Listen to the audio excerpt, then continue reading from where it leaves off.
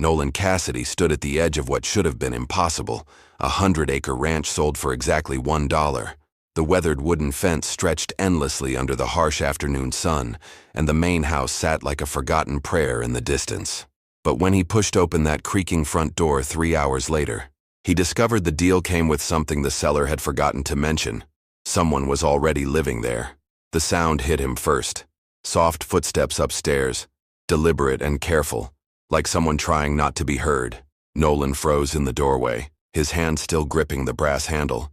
The house was supposed to be empty. Boone Carter had sworn on it when they shook hands at the land office. "Nobody's been in that place for years," the man had said, his eyes darting away.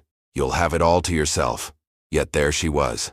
A young woman appeared at the top of the wooden staircase, her dark hair falling loose around her shoulders, wearing a simple dress that had seen better days. She didn't scream or run. Instead, she looked down at him with the strangest expression. Not fear, but something closer to resignation, as if she'd been expecting this moment for a long time. "You must be the new owner," she said, her voice steady despite the circumstances. "I'm Iris Quaid. I've been taking care of this place." Nolan's mind raced. Taking care of it? For who? And why hadn't Carter mentioned her? He studied her face, searching for deception, but found only a quiet strength that reminded him of his own mother during the hardest times. "The seller didn't say anything about anyone living here," he managed. Iris descended the stairs slowly, each step measured and graceful. "Boone Carter doesn't know everything about this ranch," she replied. "There are things about this land that go deeper than what's written on any deed." She moved to the window and pulled back the faded curtain, revealing the vast expanse of grassland beyond. "I've been here for 3 years. This place saved my life when I had nowhere else to go. I've kept the roof patched, the well clean, and the fences mended. I suppose you could say we've been taking care of each other." Nolan felt his carefully planned future shifting beneath his feet. He'd saved every penny for 5 years to buy his own land, to build something that belonged to him. This ranch, even abandoned and run down, represented everything he'd dreamed of. But now, standing in this dusty room with this unexpected woman, he realized his $1 purchase had brought him something far more complicated than property. "Why did Carter sell it so cheap?" he asked, though he suspected the answer would change everything. Iris turned from the window, and for the first time, he saw fear flicker across her features. "Because," she said quietly, "he's not the only one who knows I'm here. And the others, they're not coming to make deals." Nolan set his worn leather satchel on the wooden table, his mind spinning with questions that demanded answers. The afternoon light filtering through the dusty windows cast long shadows across Iris's face, and he could see the weight of secrets pressing down on her shoulders. "Who's coming for you?" he asked, keeping his voice steady despite the growing tension in his chest. Iris moved away from the window, her hands clasped tightly in front of her. "Men who believe I took something that belongs to them," she said. "Something valuable enough that they've been hunting me for 3 years. Did you take it?" She met his eyes directly, and he saw no deception there. "I took something, yes, but it belonged to me long before they ever laid claim to it." Her voice carried a pain that spoke of old wounds. "My father's gold claim. He died in a mining accident, and these men showed up with forged papers saying he owed them everything. They took our house, our land, everything we had." Nolan studied her face, recognizing the look of someone who'd been pushed beyond their breaking point. He'd seen it in his own mirror during the worst years after his wife died. "So you took back what was yours?" "I took the original deed and the survey maps proving our claim was legitimate," Iris said. "Documents that would destroy their operation if they ever saw the inside of a courthouse." She laughed bitterly. "But getting to a courthouse alive is the challenge." The sound of hoofbeats in the distance made them both freeze. Iris rushed to the window, pulling the curtain aside just enough to peer out. Nolan joined her, and together they watched 3 riders approaching along the main trail, still too far away to make out clearly, but close enough to know they meant business. "Is that them?" Nolan whispered. Iris shook her head. "No, but—" She paused, studying the riders more carefully. "That's strange. Those horses are moving too fast for casual travelers, but too slow for urgency, like they're searching for something." Nolan felt his stomach tighten. He'd bought this ranch to escape complications, to build a simple life on his own terms. But watching those distant figures approach, he realized his $1 investment had pulled him into something far more dangerous than he'd bargained for. "I should go." Iris said suddenly, turning from the window. "I've already brought too much trouble to this place. You don't deserve to get caught up in my problems." "Where would you go?" Nolan asked, though he wasn't sure why he cared. 3 hours ago, he'd never known she existed. She hesitated, and in that moment of uncertainty, he saw the truth. She had nowhere left to run. The riders were getting closer, their intentions unknown, but their presence undeniably threatening. "How long before the dangerous ones find you here?" he asked. Iris looked back toward the approaching riders, then met his gaze. "If those men down there are who I think they are," she said quietly, "they already have." The riders drew closer, and Nolan could make out their faces now. Hard men with the kind of weathered features that came from years of taking what they wanted. They reined in their horses about 50 yards from the house, close enough to be a threat, but far enough to avoid immediate confrontation. "That's Wade Harper," Iris whispered, her voice tight with recognition. "He works for the Maddox brothers. If he's here, it means they've finally tracked me down." Nolan watched as the 3 men spread out in a loose semicircle, effectively blocking the main escape routes from the property. Their movements were practiced, coordinated. These weren't random drifters. They were hunters who'd found their prey. "What exactly did you take from them?" he asked, needing to understand what he was stepping into. Iris moved away from the window and knelt beside a loose floorboard near the fireplace. With quick, efficient movements, she pried it up and reached into the hidden space beneath. When she stood, she held a leather pouch and a rolled bundle of papers. "The deed to the richest gold claim in the territory," she said, unrolling one of the documents, "and the survey maps showing exactly where the ore runs deepest.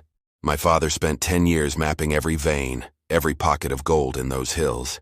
The Maddox brothers killed him for it, then discovered he'd hidden the real documents." Nolan studied the intricate drawings on the map, noting the careful notations and detailed measurements. This wasn't just a claim. It was a treasure map, drawn by someone who knew every inch of the land. "This is worth a fortune.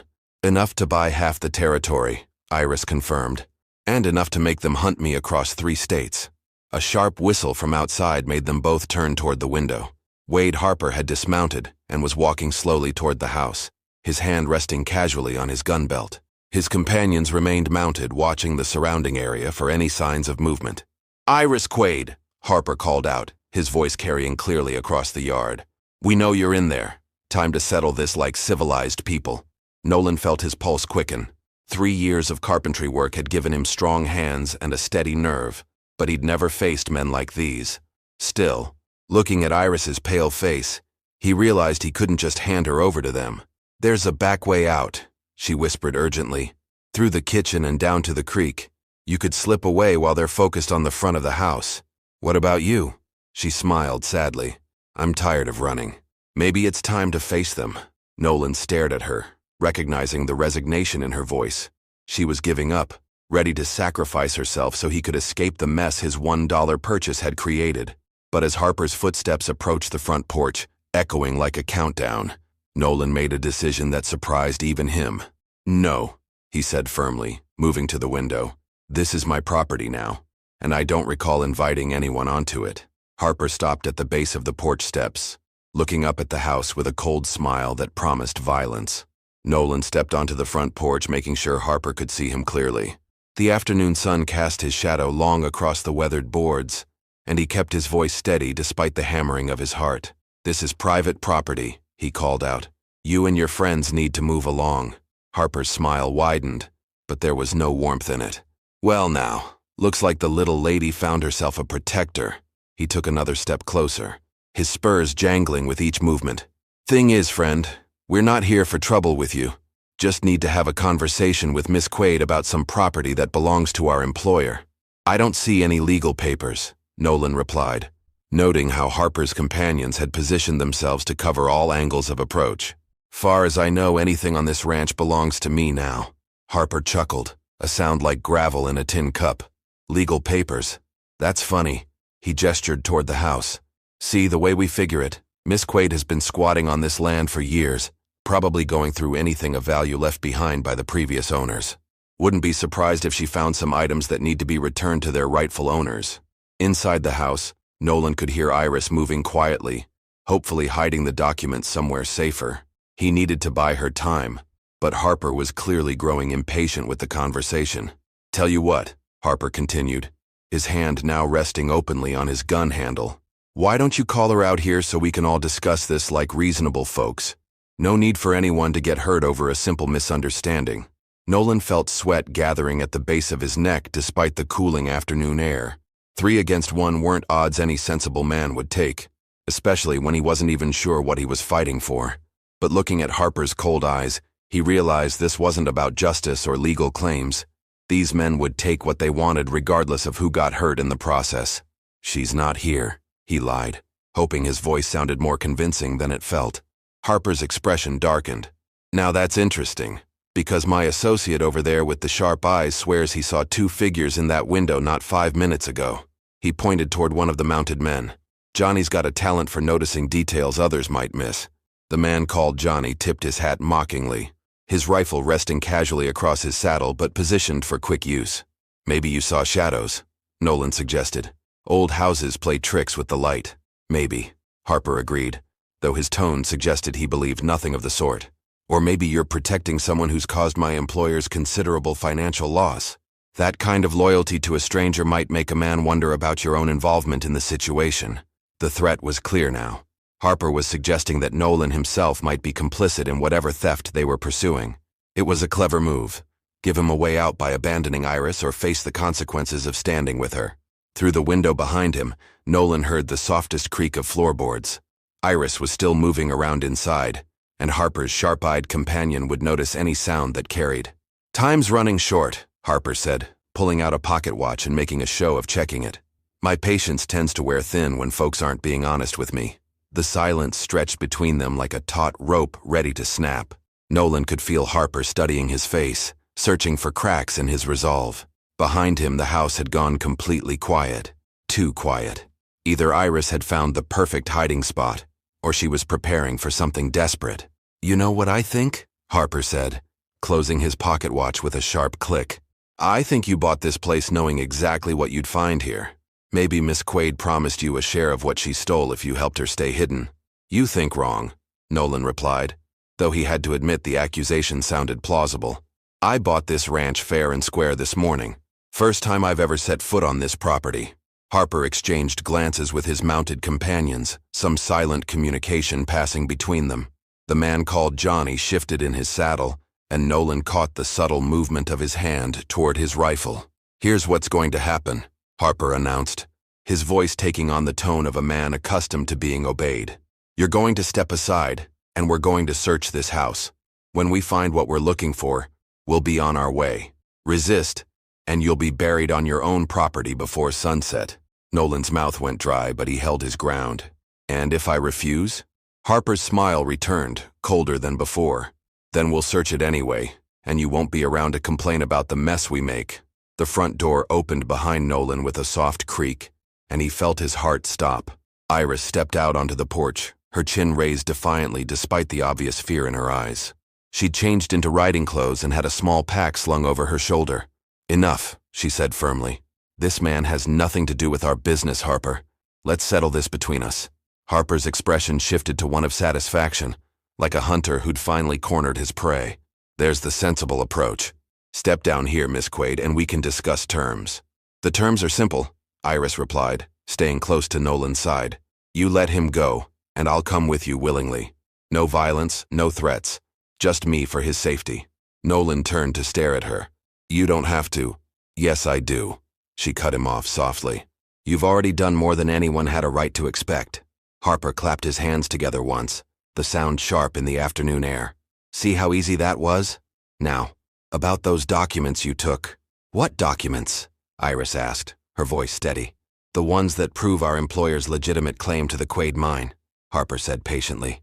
"The papers your father hid before his unfortunate accident. My father died in a cave-in caused by your employer's unsafe mining practices," Iris shot back. There were no documents to hide. Harper's facade of civility began to crack. "Don't play games with me, girl. We know you have them, and we know they're here. The only question is whether we tear this place apart board by board to find them." Iris met his gaze steadily, but Nolan could see her hands trembling slightly. Whatever documents she'd shown him were her only leverage, and she was about to lose them. That's when the sound of more approaching riders echoed across the valley, coming fast from the eastern trail. Harper spun toward the sound of approaching hoofbeats, his hand instinctively moving to his weapon. The new riders were still distant, but they were coming hard and fast, dust rising in their wake like a brown cloud against the horizon. "Johnny!" Harper barked to his sharp-eyed companion. "How many?" The man squinted into the distance, shading his eyes with one hand. "4 riders, maybe 5. Can't make out who they are from here, but they're pushing their horses hard." Harper's jaw tightened. Could be trouble. He turned back to Iris, his earlier patience completely gone. "Change of plans. We're taking you and those documents now, before whoever that is decides to complicate things." "I told you I don't have any documents," Iris insisted, but her voice lacked conviction. "Search the house," Harper ordered his men. "Tear it apart if you have to." Nolan stepped forward, blocking the porch steps. "You're not going anywhere near my house." Harper's gun cleared its holster so fast Nolan barely saw the movement. The cold metal pressed against his forehead, and he could smell the gun oil and leather from Harper's gloves. "Last chance to be smart about this," Harper growled. "Stand aside or I'll put you down right here." The approaching riders were closer now, close enough that their individual horses could be distinguished. Nolan could see they were riding in formation, disciplined and purposeful, not random travelers, but men with a mission. "Wade Harper!" The shout came from the lead rider, still 200 yards away but closing fast. "Step away from those people." Harper's eyes widened in recognition, and for the first time since he'd arrived, Nolan saw genuine concern cross his features. "Damn," he muttered under his breath. "Friends of yours?" Iris asked, though her tone suggested she already knew the answer. "Sheriff Bennett," Harper replied through gritted teeth. "Someone must have sent word ahead." He glanced back at his companions, who were looking increasingly nervous about their exposed position. The riders thundered closer, and Nolan could now make out the distinctive glint of badge metal on the lead rider's vest. A sheriff and his deputies, riding like they meant business. But Harper's gun was still pressed against Nolan's skull, and his finger was tight on the trigger. "This complicates things," Harper said, more to himself than anyone else. "But it doesn't change what needs to happen here."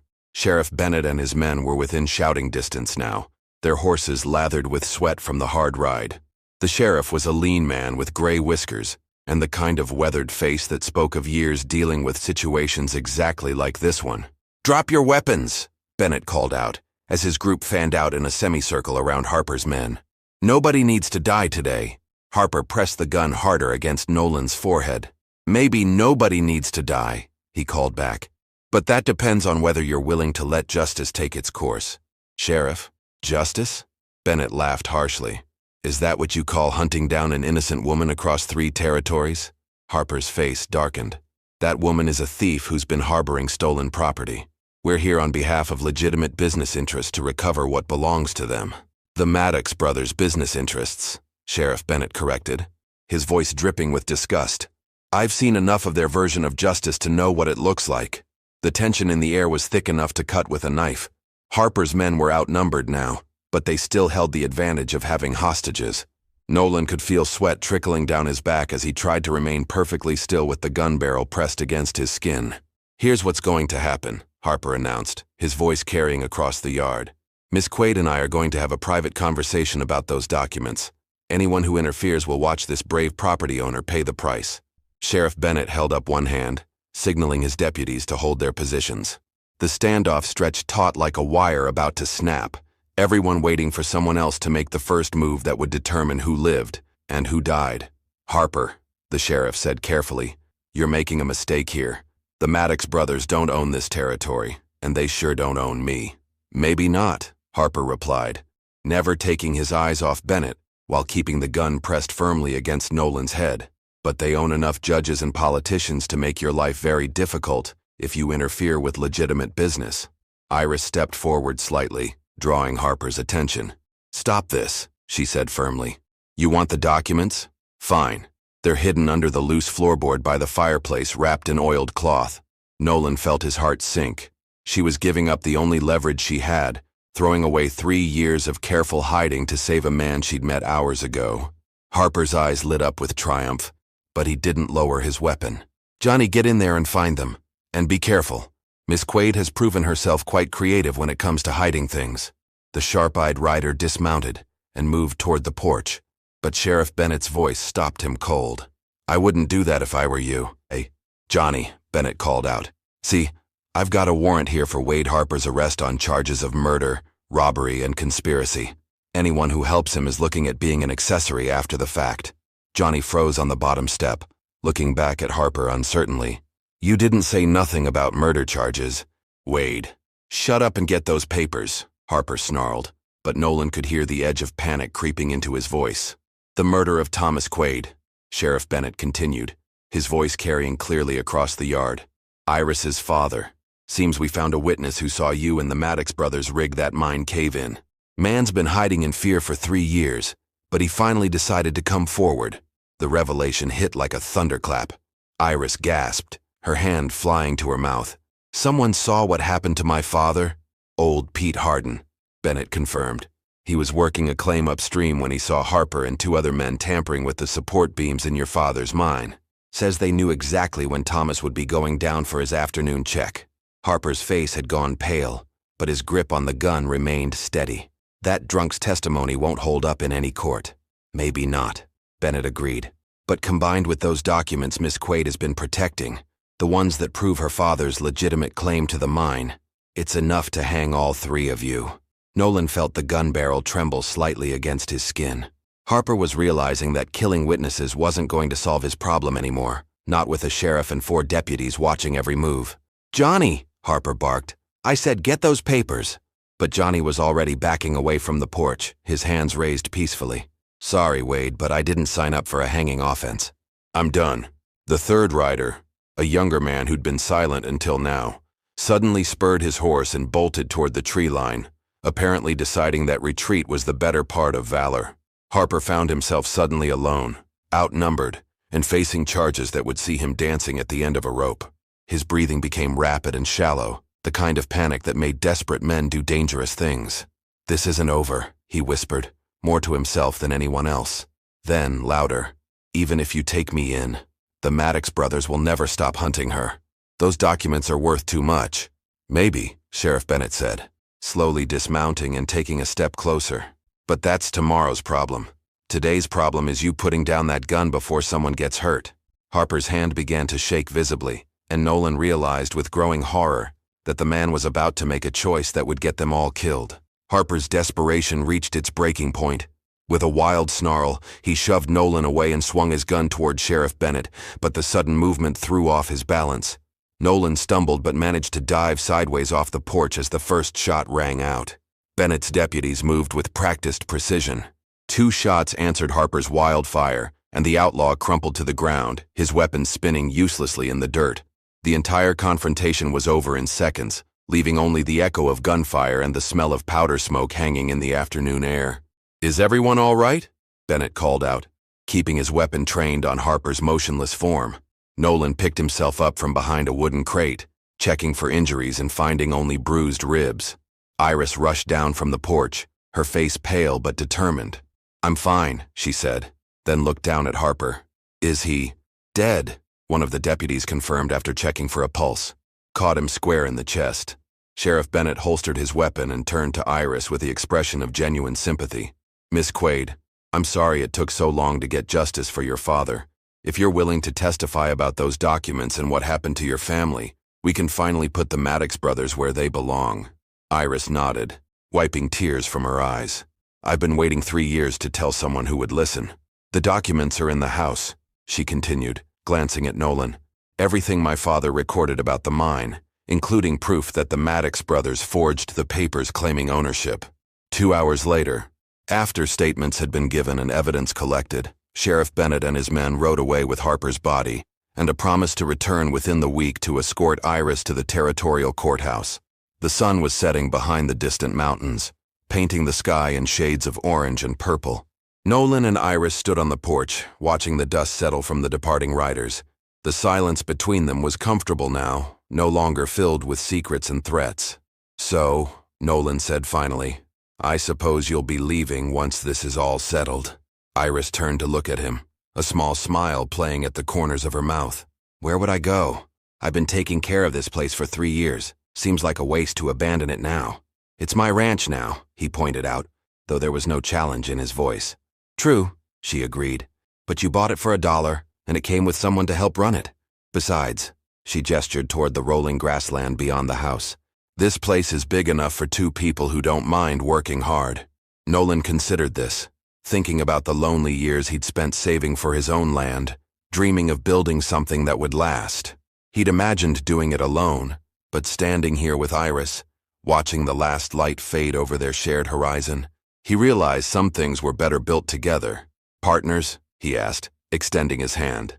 Partners, she agreed, shaking it firmly. As the first stars appeared overhead, they walked back into the house together, ready to start building the life that a $1 ranch and a chance encounter had made possible. If you enjoyed this story, click the video on your screen now to watch another unforgettable story, where destiny and courage collide in ways you never expected. Don't forget to subscribe and consider a super chat to help us keep bringing you more stories like these. Your support means everything to us.